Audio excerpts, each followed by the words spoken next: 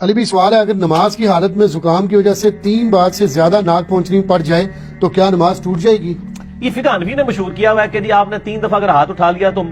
آپ عمل کثیر کر لیں گے، اور عمل کثیر جو ہے نماز کو مکروہ تحریمی واجب الادا کر دیتا ہے۔ یہ اس کے پیچھے ان کے پاس کوئی دلیل نہیں ہے کتاب و سنت سے، یہ محض ان کا باطل مسئلہ ہے۔ اور پھر جب ان کو کہیں کہ جی اس طرح کرنا ہے تو وہ کہتے ہیں عمل کثیر سے بچنے کا طریقہ یہ ہے کہ آپ ہاتھ اٹھا کے یوں نہ پوچھیں، بلکہ ہاتھ کو ایسے جسم کے ساتھ یوں ایسے لے وہ سر طریقہ لکھے ہے تو اسی ہنستے پہ ہو۔ وہ کہتے ہیں یہ اٹھانا شمار نہیں ہوگا۔ اس طرح آپ 20 دفعہ بھی کھجلی، کہتے ہیں اگر آپ کو اب 34 دفعہ کھجلی ہوئی ہے کمر پہ، ایسے کریں گے تو نماز ٹوٹ جائے گی، لیکن اگر آپ ایسے کر کے ایسے جا کے چلیں گے نا پھر نہیں ٹوٹے گی۔ سر یہ لکھا ہوا ہوتا، نہ لکھا ہوا تو آپ مجھے پکڑ لیں، آپ درِ مختار کھول لیں، بہار شریعت کھول لیں، بہشتی زیور کھول لیں، انہوں نے طریقے بھی بتائے ہوئے ہیں۔ سر ایڈی اوکھی نہ کرو، اس تو بندہ کہے گا یار میں نماز پڑھ ہی رہا، ایڈی اوکھی ہوگی زکام۔ آپ نماز کے اندر ضرورتاً کوئی بھی کام کر سکتے ہیں۔ بخاری مسلم میں موجود ہے، حضرت عبداللہ ابن عباس کہتے ہیں نبی علیہ السلام نماز پڑھ رہے تھے تہجد کی، تو میں بھی رات کے وقت اٹھا تو دیکھا، میں بھی ادھر سویا ہوا تھا، میں بھی حضور کے ساتھ جا کے بائیں طرف کھڑا ہو گیا، تو آپ علیہ السلام نے نماز کی حالت میں کان سے پکڑ کے نہ مجھے یوں دائیں طرف کھڑا کیا۔ ان کے نزدیک ہوتا تو نماز ٹوٹ جاتی، اتنا بڑا عمل کیا۔ پھر ابو داؤد ترمذی میں سنن اربعہ میں آپ کو حدیث مل جائے گی کہ اگر نماز کے دوران سانپ یا بچھو آ جائے تو اس کو مار بھی سکتے ہو، اسی لیے اندھیرے میں نماز پڑھنے کو ناپسند کیا گیا۔ ایسی جگہ پہ جہاں پہ خطرہ ہو، اگر کہیں پہ خطرہ نہیں ہے اور آپ بالکل ڈم سی لائٹ میں نماز پڑھتے ہیں، مکروہ نہیں ہے، یہ آنکھیں بند کرنا مکروہ نہیں ہے۔ وہ آنکھیں بند کرنے کو اس لیے یعنی علماء نے، فقہاء نے یعنی اس لیے لکھا ہے کہ ہو سکتا ہے کوئی اس طرح آ جائے جی، اور پھر آپ کو خطرہ یہ بھی ہوتا ہے کہ آپ رفع الیدین سے نماز پڑھ رہے ہو کسی ایسی مسجد میں کہ جہاں پہ بغیر رفع الیدین والوں کی مسجد ہو، پھر تو آپ کو آنکھیں کھول کے نماز پڑھنی چاہیے۔ بلکہ سنن نسائی میں حدیث ہے کہ نبی علیہ السلام نماز پڑھتے ہوئے بغیر گردن ہلائے آنکھوں سے ادھر ادھر دیکھ لیا کرتے تھے۔ یہ بعض کا ضرورت بھی پڑ جاتی ہے، یعنی آپ نماز پڑھ رہے ہیں تو آپ کوشش کریں آپ گھڑی کے سامنے نماز پڑھیں، اگر یعنی آپ کی گھڑی پہ بھی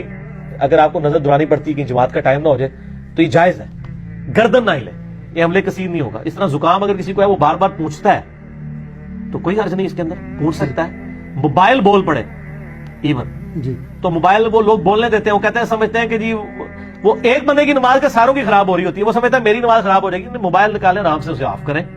ویسے تو امام مسجد کی ذمہ داری ہے، میں تو جتنی بار بھی جماعت کرواتا ہوں نا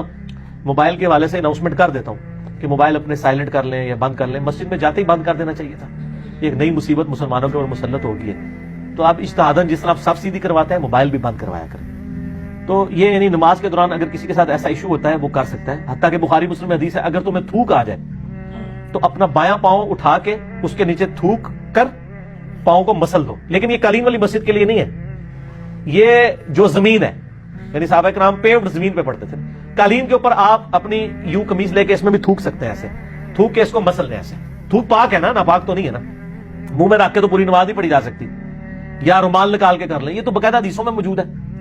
تو یہ سارے ان کے فقہ کے تحت تو سارے عمل کثیر بن جائیں۔ تو بعض کا جینون ضرورت ہوتی ہے آپ کو نماز کے دوران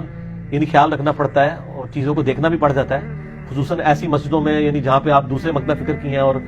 آپ کے اگر ارد گرد آ کے ایسے بندے کھڑے ہو گئے ہیں تو آپ کے ساتھ کوئی بھی ایکٹیویٹی پرفارم کر سکتے ہیں۔ ٹھیک ہے، وہ ہمارے وہ شہزاد بھائی نے ایک لطیفہ سنایا تھا، کدھر تھی کراچی تھا سی وہ شیعہ کی مسجد، ایک شیعہ بھائی جو ہے وہ دیوبندیوں کی مسجد میں نماز پڑھنے کے لیے چلے گئے، تو مسجد تھی وہ سٹانچ قسم کے دیوبندیوں کی نا۔ اب آپ کو پتا ہے شیعہ رفع الیدین سے نماز پڑھتے ہیں اور ہاتھ چھوڑ کے، حنفی جو ہے بغیر رفع الیدین کے پڑھتے ہیں اور ہاتھ نیچے باندھ کے۔ اب جس شیعہ نے پہلے نہ دیکھا ہو کہ حنفی کس طرح نماز پڑھتے ہیں تو وہ کہے گا یار یہ کس طریقے سے نماز پڑھ رہا ہے، اور جس حنفی نے نہ دیکھا ہو شیعہ کس طریقے سے نماز پڑھتے ہیں تو وہ کہے گا یار یہ کس طریقے سے نماز پڑھ رہا ہے۔ تو وہ بندہ جب نماز پڑھ کے فارغ ہوا تو اس کو 5-6 وہ داڑیوں والے بڑے بڑے وہ پرنوں والوں نے گھیر لیا اور کہا جی یہ تو کس طرح نماز پڑھ رہا ہے؟ کہتا میں بھی تو پوچھنے لگا سر تسی کس طریقے سے نماز پڑھ رہے ہو؟ کہتا میں بھی آپ سے یہی سوال کرنے لگا تھا کہ تسی کس طریقے سے نماز پڑھی ہے۔ ٹھیک ہے، تو جس طرح آپ سوچ رہے ہیں کسی کے بارے میں تو سر آپ کے بارے میں بھی لوگ یہی کچھ سوچ رہے ہیں۔ اگر آپ کہہ رہے ہیں نا سوائے ابلیس کے جہاں میں سبھی تو خوشیاں منا رہے ہیں، تو سر وہ بھی آپ کے بارے میں یہی سوچ رہے ہیں کہ آپ بھی ابلیس والا کام کر رہے ہیں، دونوں ایک دوسرے کو ابلیس کہہ رہے ہیں۔ اگر حسام الحرمین میں یہ لکھا ہے کہ یہ واجب القتل ہے دیوبندی، تو المحند المفند میں بھی لکھا ہوا ہے کہ بریلویوں کے جو بڑے بزرگ ہیں یہ شیطانی لشکر ہے جو ہم پہ حملہ آور ہو گیا۔ تو دونوں نے ایک دوسرے کو ٹائٹل دیے ہوئے۔ سر پھر ہم تو پھر آپ کو پتہ نا حسب حال ہی کرتے ہیں سوالات کے ساتھ۔